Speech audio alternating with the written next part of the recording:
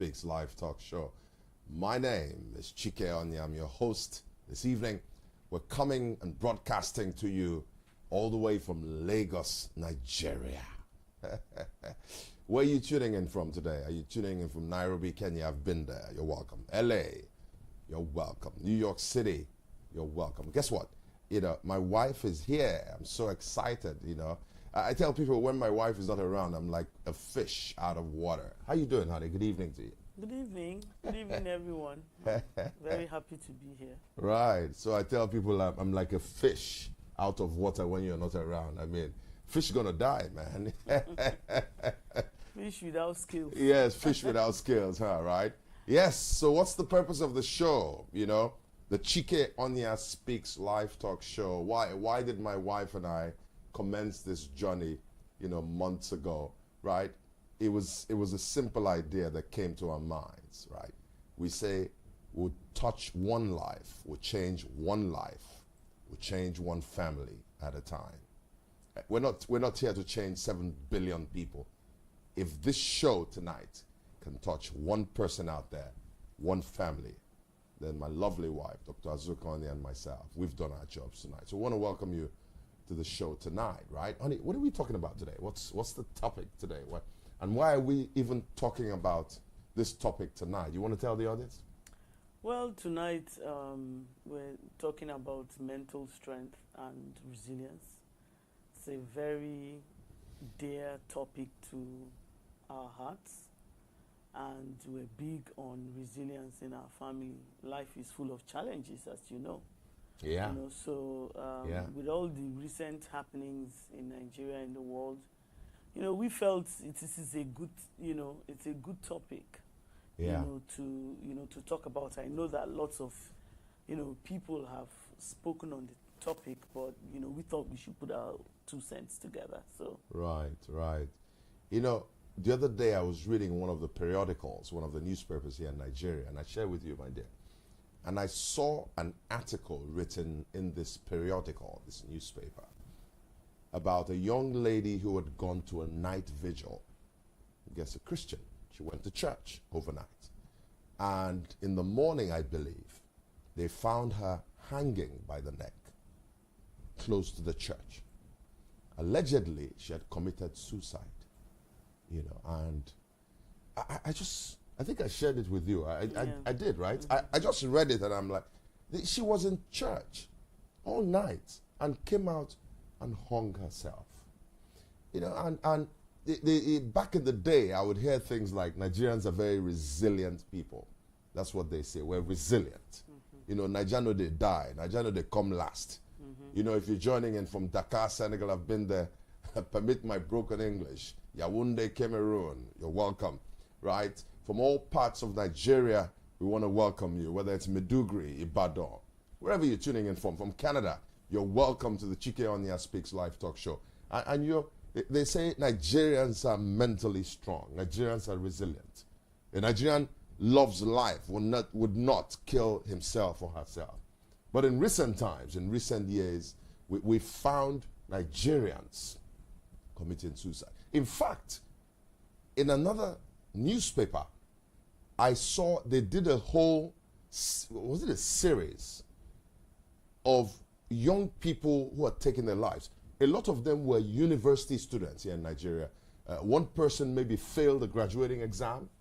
Mm-hmm. I read a story about a young man who did his final exams and did not make it. Mm-hmm. And in that newspaper, I think his father was so upset at him and made a mockery of the young man. And he went to his room and drank sniper and took his own life. Right? So it's not just, suicide is so tragic, it's so sad. But there are other things that people go through in life that maybe will not lead them to take their lives. Mm-hmm. But people are severely depressed, no one to talk to. And the way the global economy is today, Nigeria is included, things are really tough. Honey, what do you think about the current situation in Nigeria, for example? How would you, in your own words, you're a Nigerian, you live in Lagos here, we live in Lagos. How would you describe the current state of affairs in the country today? Well, You know, the notion that Nigerians are generally, well, are resilient people, it's a general view. And that view is not wrong. You know, with the advent of social media and, you know, most phones have cameras on them. Yeah. You know, news travels fast.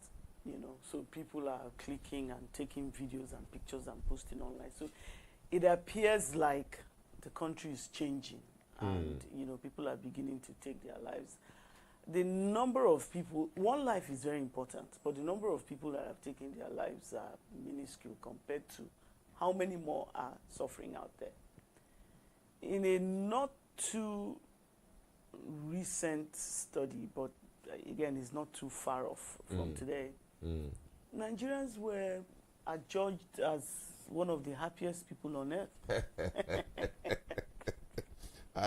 You know, right. So regardless, you know, but the economic situation in the country is really tough. You know, it's tough for everybody. Right. Both the wealthy and the not so wealthy. It is tough. Right. And the reason that it is tough and people are finding it difficult to cope, it's that, you know, you could say things just spiral downwards very quickly. Right. You know, so you wake up one day, exchange rate is 500. Within a couple of months, it's 1,500. And then that, you know, in an import-dependent economy, you know, the impact on prices just cascades down and across to everybody. Even the lady hawking granite on the street will tell you, oh, na dollar. It's dollar. What does our granite? Ekpa. Abi, is it Ekpa they call it? Yes. Ekpa, right? Yes, in Yoruba, you know. Well, her rent has increased. Oh, the rent has increased. The rent has the increased. cost of transportation. The cost of transportation has increased. You know, the my petrol God, it's for not the funny. transport has increased. Everything has increased. So It's not funny. you know, so it happened so quickly. Yeah. And wages have not adjusted at the same rate. You have clients, you bill them. You know, Yeah, you've not jacked up your fees by 5,000%. You know, so that's what's making it very tough for for people. If it had been a gradual process, then it would have been manageable. Right. Which is which brings us back to the to the topic that we're going to be talking about today. When things happen, relatively quickly like that. Right. How would someone cope? How do you cope? Where does resilience come into play? Yeah, and I'm privileged to be a resilience practitioner.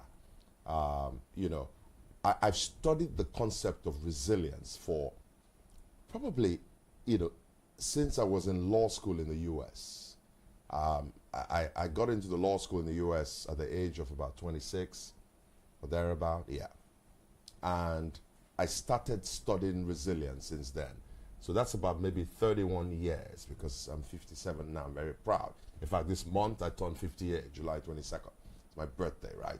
So I've studied the concept of resilience, ladies and gentlemen, for about 31 years of my life. In my own little library, I have over 80 books on the concept, double concept, emotional intelligence and resilience. Resilience is a subset of emotional intelligence. And I'll talk about that a little bit, because at the end of the day, when you're going through stuff in life, the first thing you have to contend with are your emotions. Mm-hmm. You have to contend with your emotions, and you have to have intelligence around those emotions. If not, you're going to have some problems. So over 80 books. I've been through a lot in my own life, right? I'll share about that.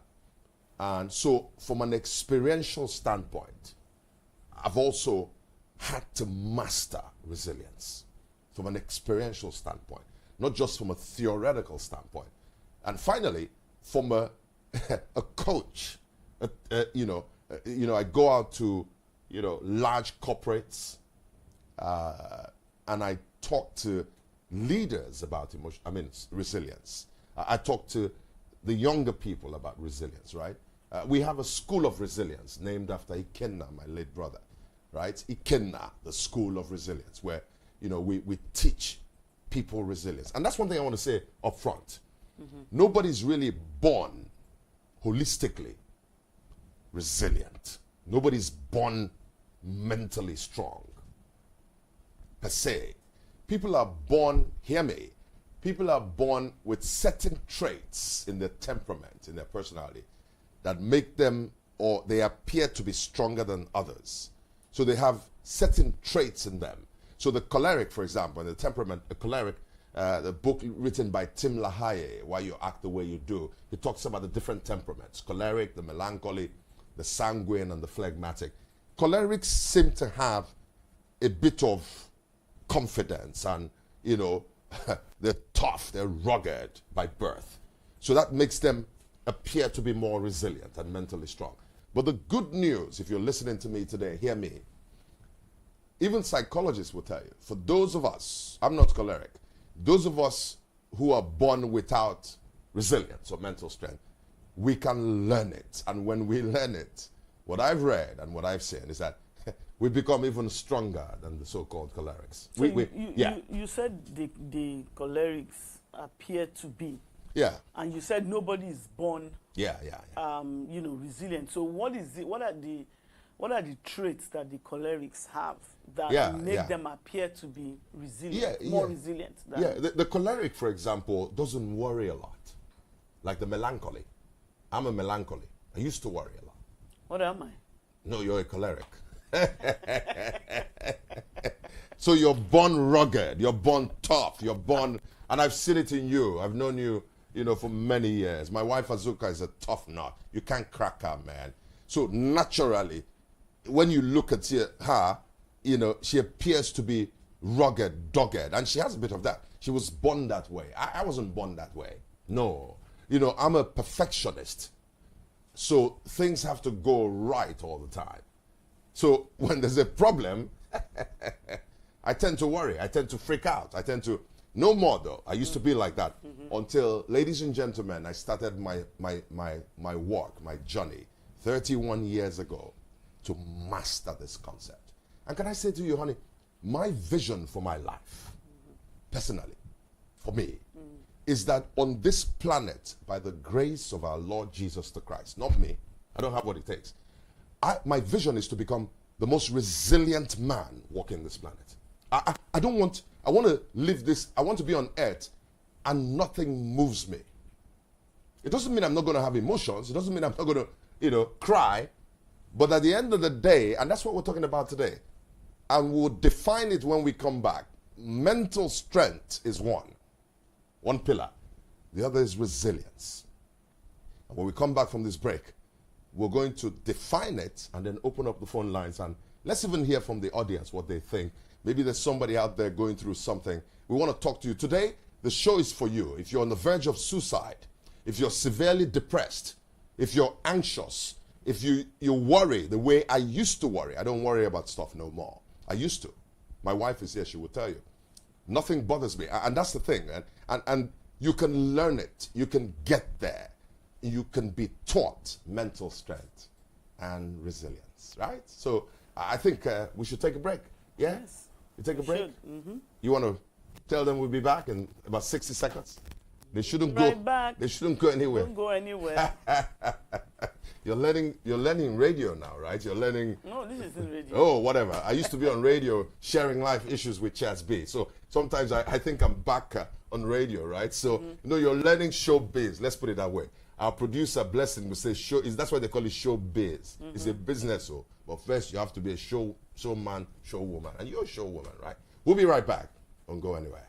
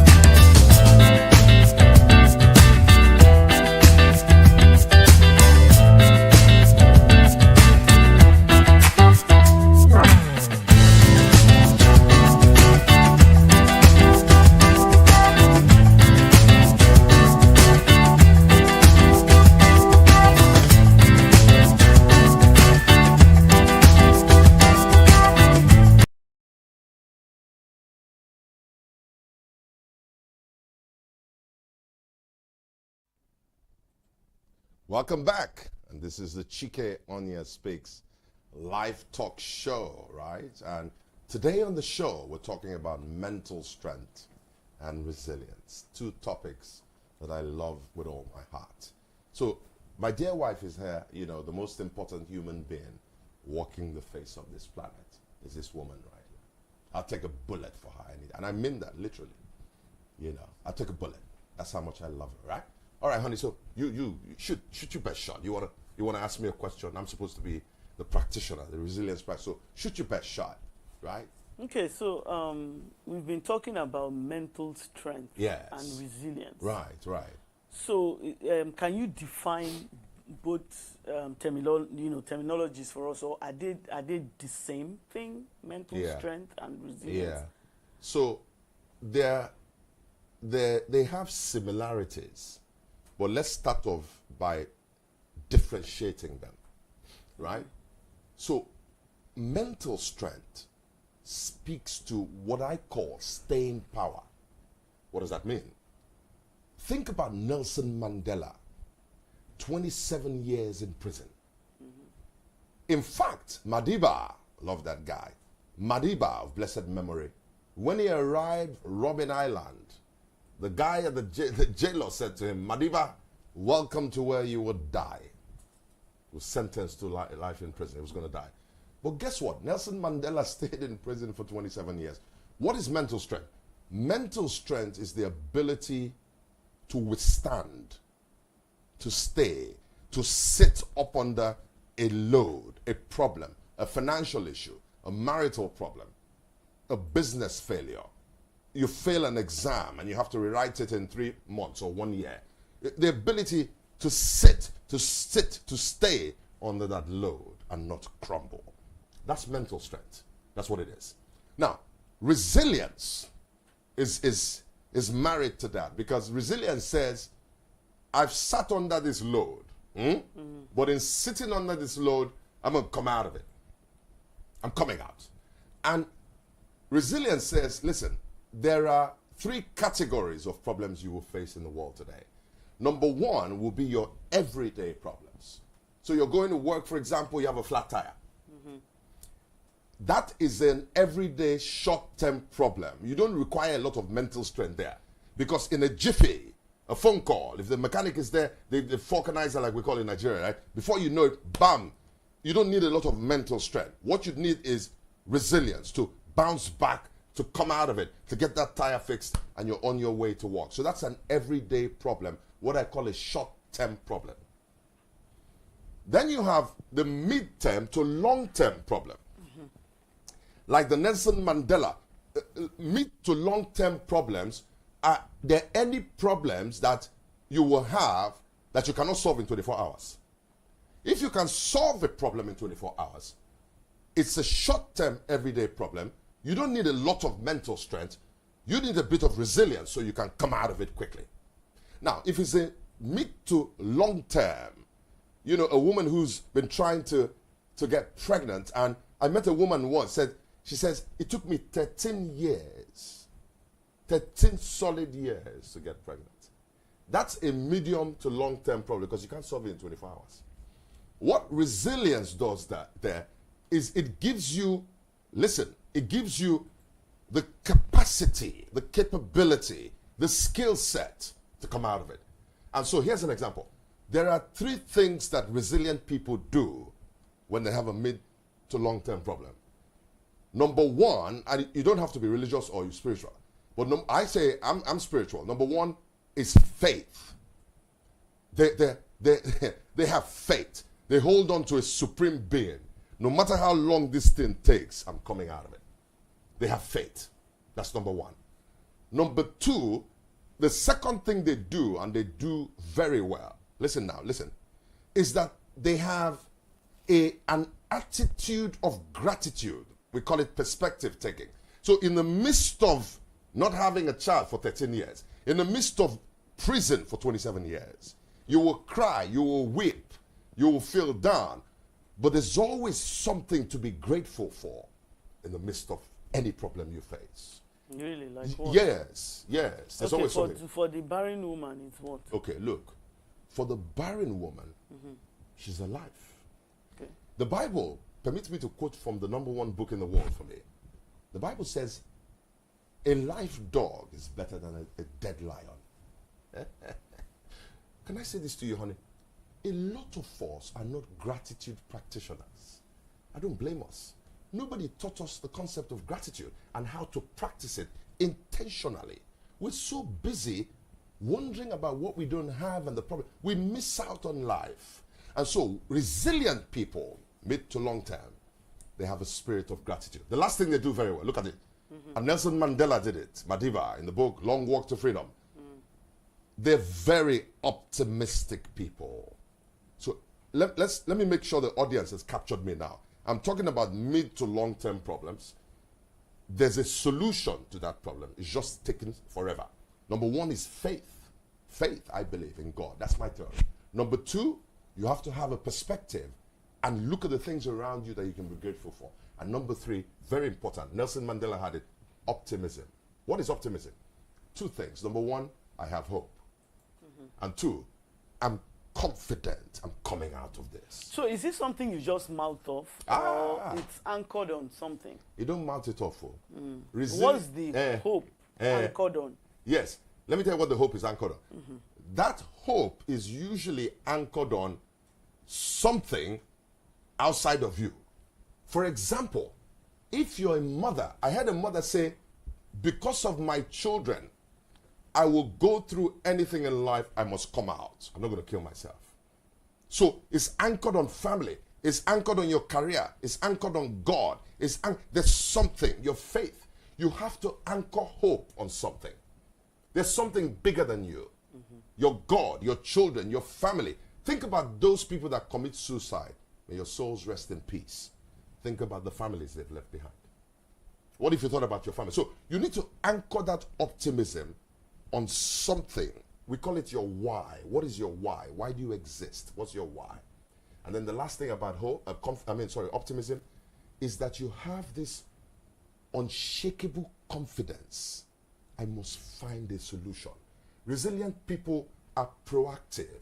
Resilient people are active. They're not passive. They're always looking for a way out. So what if it's a situation where there's really no solution per se? So what are the coping mechanisms that people can practice where there is no solution? 28 years ago, you know the story, the most painful day of my life. I lost my younger brother, Ikenna. Ikenna died tragically. He was killed in an automobile accident, right, by a drunk driver. And you're my wife, so you know. There's no day I don't think about my brother, Ikenna. He was 24 when he died. And that brings me to the third part. I talked about everyday problems, short term, one day, solve it. I talked about medium to long-term problems. Nelson Mandela, the woman who's barren for 30. Then I'm talking about myself now. The third category, that resilient people, mental strength, sitting up under the loss of my brother. That's forever. He's not coming back. The concept of resilience provides you need to adapt.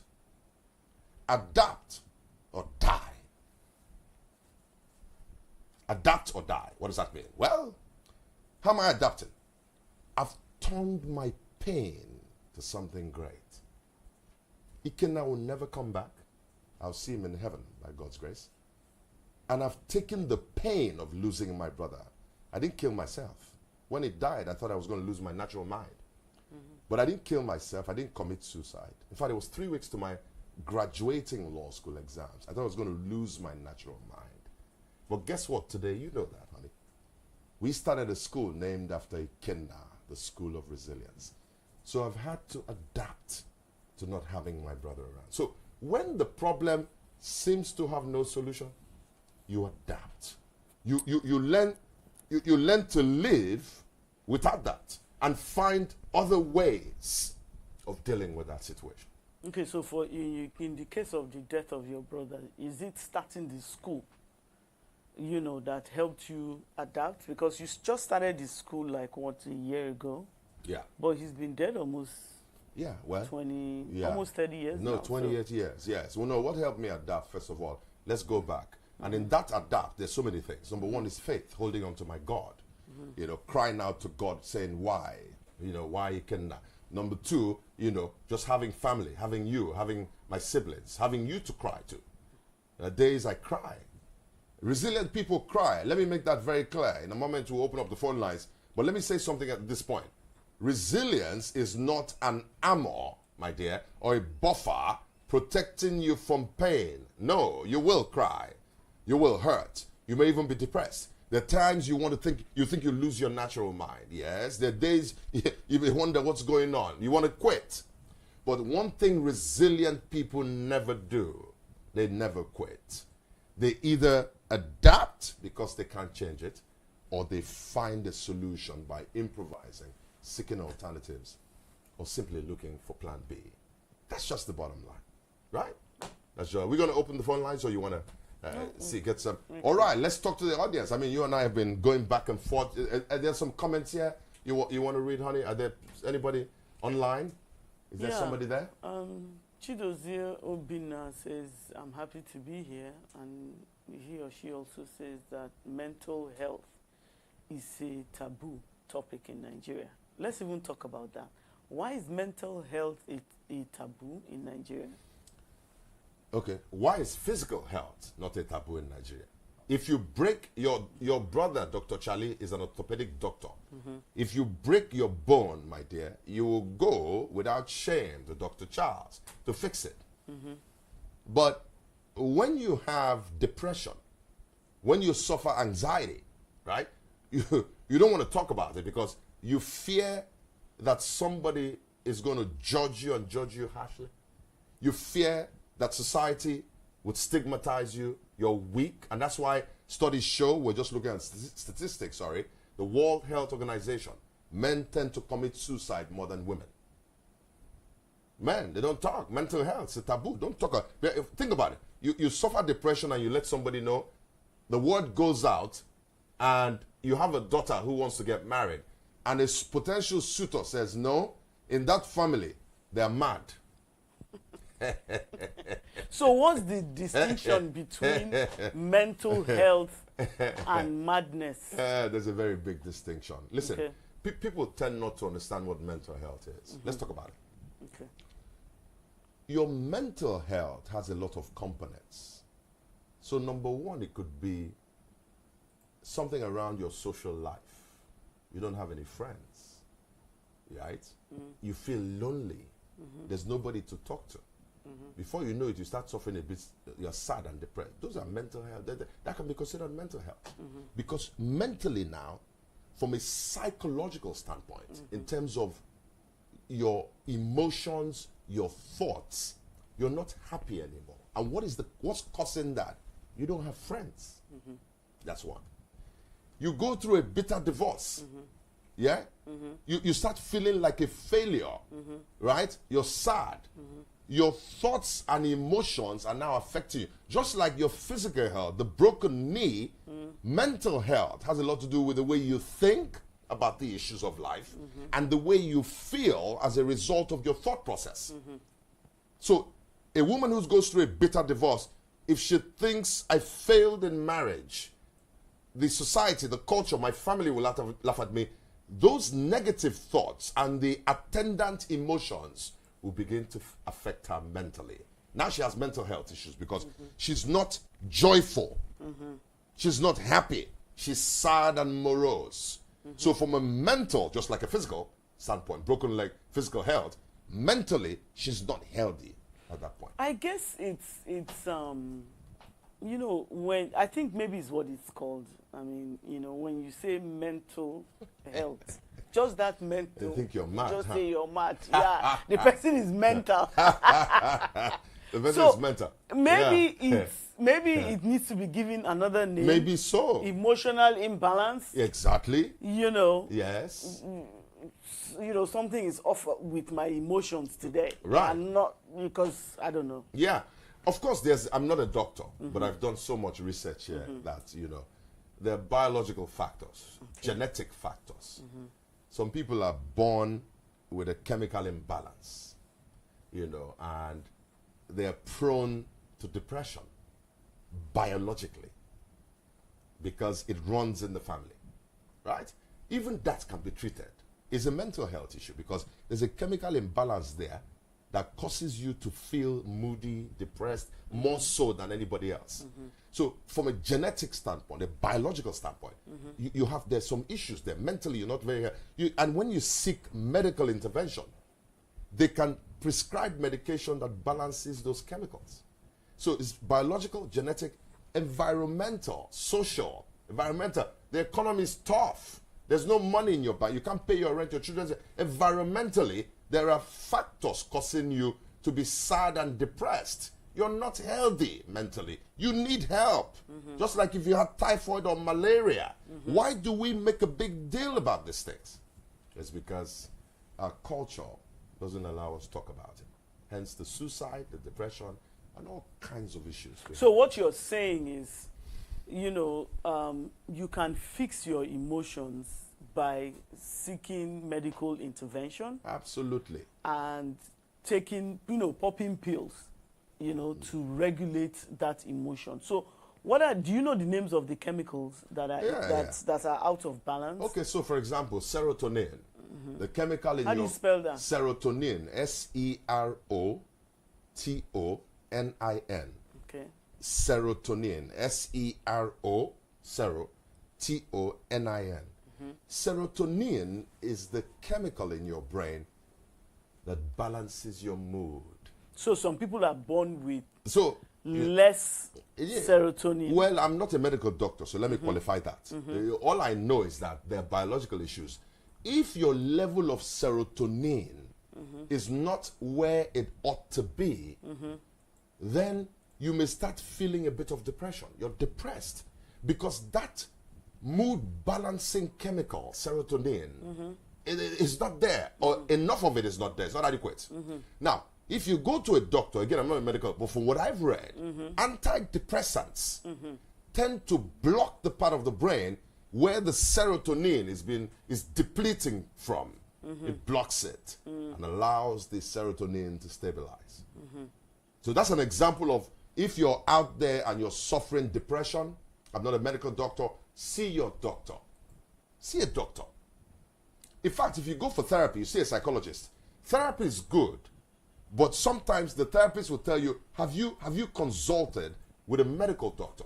Because it may be a chemical imbalance in your brain causing that, right? But that's usually caused by an external trigger. It can be caused by an external trigger. You lose a loved one. You go through bankruptcy. You have financial issues. You go through a bitter divorce. You give birth to a child with autism. So can we postulate? I know I'm a vet. Yeah.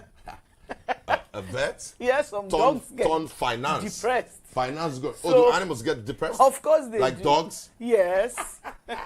Dogs God. and cats. My sister's late cat.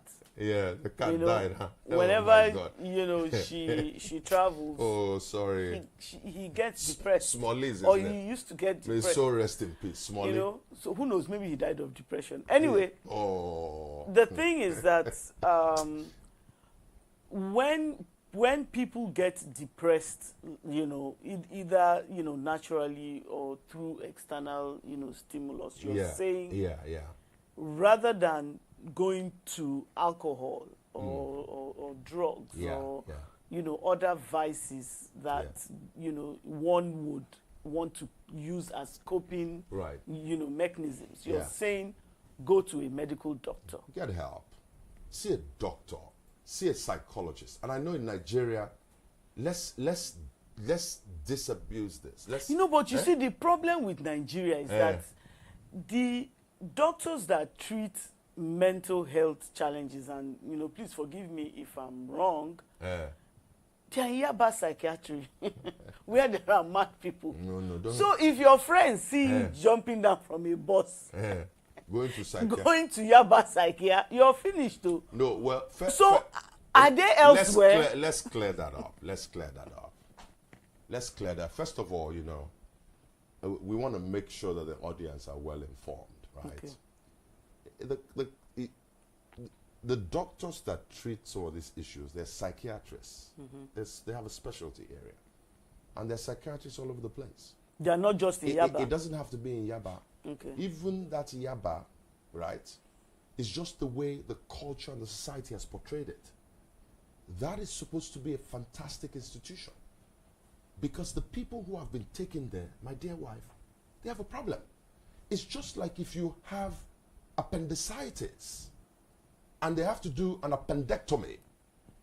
Somebody cannot come to the hospital where you are, where the doctors are about to perform surgery, and say you're mad. You have no, a but medical you problem. know, okay, so appendix is No, big. I'm just giving an example. Yes, but It could okay, be so have cancer, another. it Yes, could be another example. Yes. Let's say you have STD, right? sexually transmitted, okay? Yes, you will be going to the same hospital that an appendix patient is going. Sure. But then you'll be whispering your own symptoms. Right, That's how it is with Yaba, right. you know, and the because there are stark raving, naked, you know, head twisted, mad people there. Well, And then, you know, you that you're wearing a suit and a tie, you're just depressed Right. because you can't pay rent. right. Are you expected to go there too? No, well, I've not been there. Or So you should go to a I've- GP? No, it doesn't matter. We need to, and that's one of the purposes of this show, my dear wife. We need people to understand this. I've not been in Yaba. I've not seen anybody naked running around. In Yaba. No, I've not been there. Even if I go there and I see somebody walking around, running around naked, praise God, because the person is confined to the right institution where they will get the help they need. Okay. So we need to be very clear about that. Where else you want him to be or her? If they have mental issues and they're considered mad, like Nigerians would say, they need to be confined in a psychiatric home. That's the place they ought to be to get the treatment that they deserve. Now, the guy wearing the suit, there are several degrees of mental health issues, right? So the degree, your degree may not be as severe as the guy in the psychiatric home. Yours may be, you go see a psychiatrist, a consultant, and get medication. Go for therapy. But what I want us to be clear about is that even in that Yaba, may God bless that Yaba institution, whatever it's called. They call it Psychia. God bless the people, the government that put it there. Because where would these people go? Where do they get help? And one thing we have to do to help Nigerians understand, this show anybody, is that the whole notion of making fun of people or having this stigma because somebody went to a mental institution, ladies and gentlemen, we need to stop that. It's wrong. And maybe that's why people commit suicide, my dear wife, because they, rather than go to the Yaba psychiatric institution where they will get help and be healed, that shame or embarrassment and fear of what society will say robs them of that honor that they may get to be well again. And The now thing, person though, takes is their that life. even in this Lagos, it's not only in Yaba psychiatry that you have, you know, therapists. There are therapists. That's what I said everywhere. earlier. You You asked know, me, are they everywhere? Yes, Right? they are everywhere. So Yeah. you can go to your GP, and Right. the GP will refer you to another, I mean, to a psychiatrist. Right. You know, that is not necessarily in Yaba. So, you know, just to summarize what we've learned in this segment before we go for a break, you know, mental health challenges are just like, you know, physical health, you know, challenges. And Correct. we shouldn't be bashful. We shouldn't be, you know, we shouldn't feel shame. It's something you can discuss with your doctor, and your doctor would prescribe, you know, the necessary, you know, help for you. So there's no need to ever feel alone or feel that there is no hope. Right. Go talk to your doctor. Right. Right. And all through this month, it's Mental Health Month, the month of July. We've dedicated this show. So we're going to have a series all through this month on the same issue. You can see we've not even gone to the phone lines. It's already 40-something minutes into the show, because this topic is so important that we're going to dedicate the month of July to it, right? So we're going to take a 60 seconds break. When we come back, ladies and gentlemen, this is the Chike Onyia Speaks Live Talk Show. My name is Chike Onyia. My wife, Dr. Azuka Onyia. We're your hosts today. We're going to take a 60 seconds break. And when we come back, we'll be reading your comments. We're going to open up the phone lines.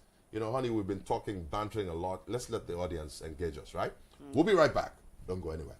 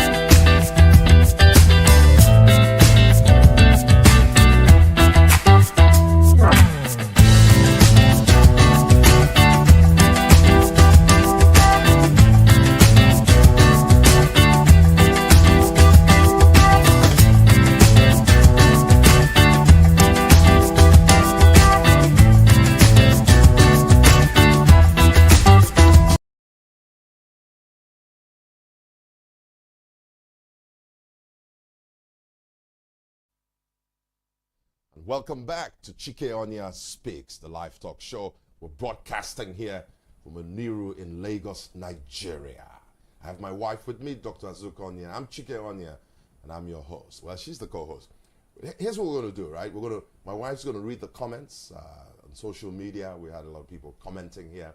Then we're going to open up the phone lines and hear from the audience. But please don't be discouraged. We're going to spend every Friday this July talking about mental strength and resilience. It's a big topic. So, honey, go ahead. There are people here. So we have some comments here. I'm going to quickly read them. Nebo Martin said, I'm proud of you. I want to believe the you is you. Louise Adeni says, well, she has certain keywords here: gratitude practitioners, being optimistic, having perspective, and having faith. Yeah. By the way, Louise Adeni is my very good friend. She has a lot of serotonin. She's always happy. Always happy. That means she has a lot of dopamine as well. Is it dopamine? The dopamine is the feel good, yeah. She's always she has good. A lot of dopamine, yeah, right? Yeah, yes, yeah. right.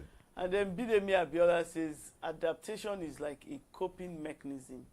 It's more like you surrender since you have no control over what has happened. Yeah, absolutely. That's the case of losing my own brother. I have to adapt whether I like it or not, right? So there's somebody else here. Right? Namaka Elu Emuno says, I don't think we should be ashamed to share our mental issues, especially with our therapists. Absolutely. So let's go to the phone line, 091-6000-2661, 091-6000-2662. If you're calling from outside Nigeria, +234 91-6000-2663. The number should be showing on your screen there. So again, 091-6000-2661, 091-6000-2662, +234 91-6000-2663. You know, I'm a big proponent of getting help. Mm-hmm. We were not designed or made by God. We were not created by God to be loners. One of the biggest strategies, one of the most important strategies. We have a phone. Hello, good evening. Good Hello. Hi, good evening. Good evening. Can you speak up, please? Okay, good evening. Is it better? It's much better. Tell us your name. Where are you calling from? Uche calling from Lagos. Yes, go ahead, Uche. Welcome to Chike Onyia Speaks. Thank you. So, and hello, Mrs. Onyia. Yeah, good evening. So, good evening. This topic is very important and key, especially in the times that we are faced with. There's a lot of hardship, in Nigeria. Just like you guys said earlier on, with the prices of things skyrocketing, exchange rate going over the roof. I mean, every other day I go to work, right? I live and I work on the island. I see, and I'm not exaggerating, I see a fresh mad person every day.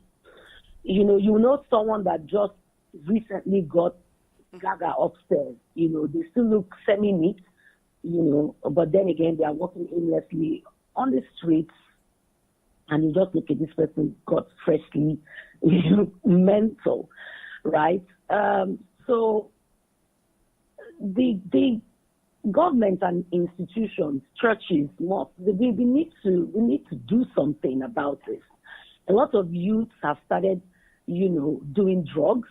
There are all kinds of drugs, on the street. In fact, I heard that in Lekki, actually, that it's Lekki axis and downwards. It's there's a drug market. In fact, a market you come to and you think that those guys are selling medical, capsules, but they're actually filled with drugs. And a lot of, youths are drawn to those areas, and they are actually, participating in the drug use. So it's an epidemic out there. It's not a joke. Now, coming on the other side of how medical practitioners should also help. So you're very correct in that. I recently underwent some, medical experiences, and it was an experience that, honestly, if I wasn't strong and didn't have the support system, I would have lost it mentally. Good doctors that I was, working with, but the psychological and emotional part of how I would have dealt with that situation was not handled by the hospital. In fact, I recall my sister saying, okay, these guys are good. They know what they're doing, in addressing the ailment itself.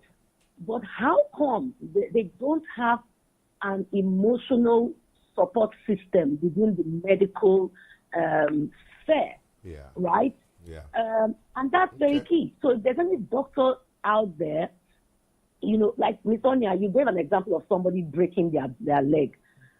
What if the person's leg is what brings food to the table, and the person's leg is broken, and for the next 1 year, the person is incapacitated, can't work, can't make money or whatever. Right. Mentally, the person might be healing physically, but mentally, the person is messed up. Right. So there should be that emotional support. I mean, I see it as a money making industry, right? We need to have more of, abroad they call them swings, psychologists. You go, you sit down, you pay $100 an hour, and you just tell somebody. And if you watch those things in movies, they really don't give you an answer. They ask you the question back, and before you know what's happening, you are the one answering your own questions and finding your own solution. Right. But just for the fact that you have someone, that is listening to you, it goes a long way. Okay, so we need to have more of those kinds of institutions in Nigeria, and people shouldn't be ashamed of it. Thank you, Uche, for calling. Thank you so much. Really appreciate. She said a whole lot. Yeah, so. But before, so we need to address this from different angles. First is, as a resilience practitioner and an educator, I teach resilience.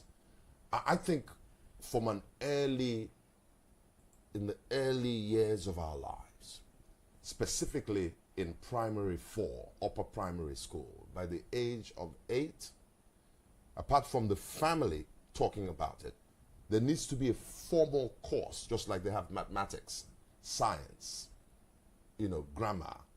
You got to have mental strength and resilience. You see, because she gave the example of somebody on the streets who has mental problems and all that, maybe that person got there because they were not properly skilled. And part of learning mental strength and resilience is the notion of you cannot do it alone. You need help. So where You does need help. religion come in? Religion? Because, so let me talk from the standpoint of Christianity. Yeah.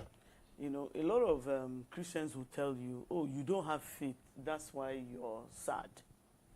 You don't have, go and pray about it. Oh, you shouldn't say that. Right. You shouldn't say you're sad. Yeah. Have faith if you trust God. So how has religion even played its part in us as a people being averse to Right. to talking to therapists about our mental issues? So let me disabuse people's minds. I love my age. I'm 57. I'll turn 58 this month. I started walking with Jesus the Christ when I was 26. That gives me about 31 years as a born-again Christian.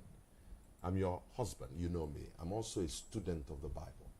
I've read the Bible page to page, and I love the book. Jesus wept when Lazarus died.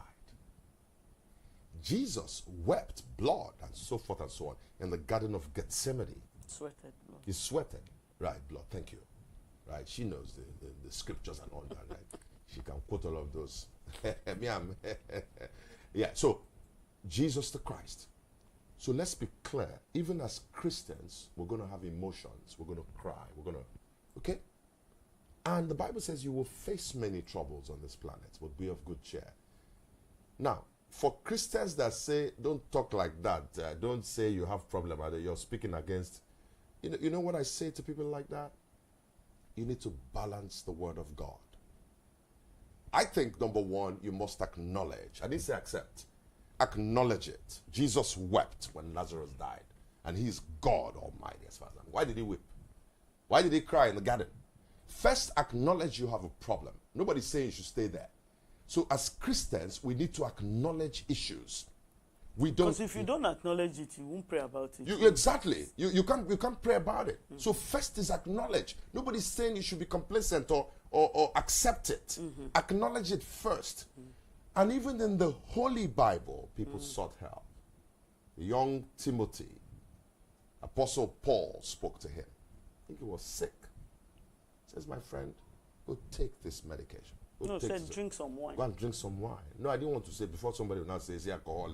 You know the way we're very religious. Somebody will now misinterpret, say, is it alcohol? He didn't tell him, whatever is alcohol just go, or non-alcoholic. Okay, whether it's he didn't tell him to go get drunk. Just go and drink wine. Okay? Go and take something for your ailment.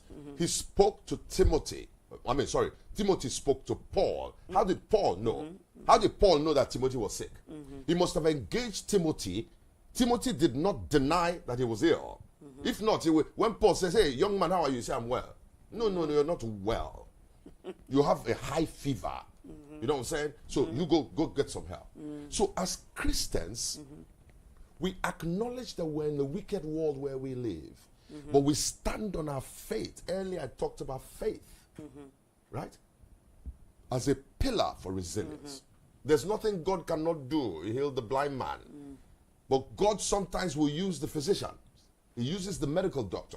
He uses them because he created them. So I really believe that as believers, as Christians, we should get help.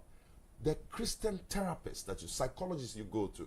Even in Nigeria, a Christian psychologist that will use the scriptures and use the science of psychology that they've been trained with to get you on the journey to healing and success. So we can't run away as faith people from getting the help we need. So there's something that Uche said when she called her. Yes. I want us to touch on before we go. Yes. She did say that in a lot of hospitals, right, let's zero in on Nigeria. Right, right. The medical personnel focus on healing the physical side of it. Right. Hardly would you go to a hospital in Nigeria and there's a therapist. Your GP will say, okay, like she said she had, you know, an issue, and Sure. they focused on treating that issue. So Correct. let's assume she broke her leg. Right. And she's an Okada rider. Right. And that's how she earns her living, right? She broke her leg. She has it on the, so she goes to the orthopedic doctor, he puts a cast on her leg. Her bone is healing, but her mental state is affected because that's how she makes her money. Right. Right. Now, the orthopedic surgeon fixes your leg, but he doesn't refer you to a therapist to say, right. I know you're feeling down. You know, yes, your bone is healing, but you're not making money, or you may not even be able to ride Okada anymore. You may have to go and do something else. Right, right. So, what we're saying is that for the medical practitioners out there listening, you know, you also need to take into cognizance the mental health of your patient. Absolutely. No matter what, you know, they are going through. Last year or so, it was last year, right? Yeah. I took out my appendix. I got suddenly sick. Yeah. And I took out my appendix. Right. And the doctors did a fantastic job. Yeah. It's just that during my healing, I was concerned. You know, I was like, oh my gosh, you know, I did a lot of research online. Right. You know, I saw that, you know, I read everything I could about appendix. Right. You know, appendicitis. Right. And, you know, people my age shouldn't be getting that. I mean, they should Right. find in between. So appendicitis happens, is most common, you know, within a particular age range. All kinds of things went through my head. Right. Yes, my body was healing, but my mind wasn't. And nobody even asked me, you know, how you doing? How you feeling? You're talking about the hospital. The not me. hospital. I'm your husband. Don't make that kind of statement. They will think I didn't ask you how you're feeling. No, I slept in the hospital with nobody. you. We're talking about. Okay, you're talking about the doctor. About Okay, be the clear. medical personnel. Okay, out the there. medical personnel, right? Okay. So, and I'm not sure you asked me. Now that's a great Kodak moment, man. You know what I'm saying? That's got to be on TikTok or something, man. Since you put yourself out 60 there. seconds on TikTok. I can't remember you saying, but Give me how a break. you I slept. feeling Yeah, mentally? Mentally, I get it. I went through more. You know, it was more of a mental thing than a physical thing. I So get it. if you're a medical personnel out there, you have lots of patients. Please don't just focus on treating the issue. Also, ask them how they are feeling, and also cater to the mental, you know, side of things. Yeah. Thank you so much, guys. Wow. We're at time. We've run out of time, man. I've not even scratched, as a practitioner in this area, we've barely scratched the surface. We've not scratched it. We're just scratching the surface, right? And that's why we've dedicated the month of July. So next week, what are we going to be talking about? No, it's part 2. Yes, we have to come back, right? And then we're going to take it. We're going to, you know, this earlier in the show, I broke it down. I defined mental strength and resilience. Then I took the categories of problems. So we're going to take each category, use examples, and proffer solutions, give advice on these things. Now, because the goal is, we don't want you losing your natural mind. We don't want you committing suicide. That's the whole point. So we need to, and that's why I said from upper primary school, primary 4, there needs to be in a curriculum or curricula from primary to secondary to tertiary. There's got to be a course, a module, a whole course on mental strength, mental health, what it means, mental strength and resilience. Just creating that awareness. You have to create the awareness because you give people coping strategies on how to deal. Like go see a doctor, go see a psychologist, go see a psychiatrist, get on medication. There's nothing wrong. Nobody needs to know you're seeing a counselor. Nothing wrong with taking medication. You would take malaria tablets. So why don't you take antidepressants? Why are you running away from it? Anyway, we have so much to tell the world, right? So next week we're going to be giving Yes. some gifts. You're going to give some gifts? Yeah. Oh, my wife is feeling good. So you better tune in. You know, she's the you know, she's... I have a lot of dopamine. You're a baller now. Yeah, I'm a baller. You're a baller. So next week, Dr. Azuka is going to be giving us some gifts. You better tune in. To the first 3 callers, I will not say what the gift is now, but to the first 3 callers next week, we're going to be here live 7 p.m. West African time, very prompt. Right. And the first 3 callers will be getting some wonderful gifts. Awesome. Well, thank you so much. My name is Chike Onyia. Dr. Azuka is my wife. This is the Chike Onyia Speaks live talk show. I hope you've learned something, even if it's one thing tonight. Listen to me. Before we go, are you depressed? Are you suicidal? Are you on the verge of killing yourself? Please don't. Go get help. Right? We even have our number. If you want to talk to me directly, you can send a WhatsApp to +234 91 6000 2663. For those of you in Nigeria, 091 6000 2663. Send Chike Onyia a WhatsApp message. Don't kill yourself. God bless you, and we love you.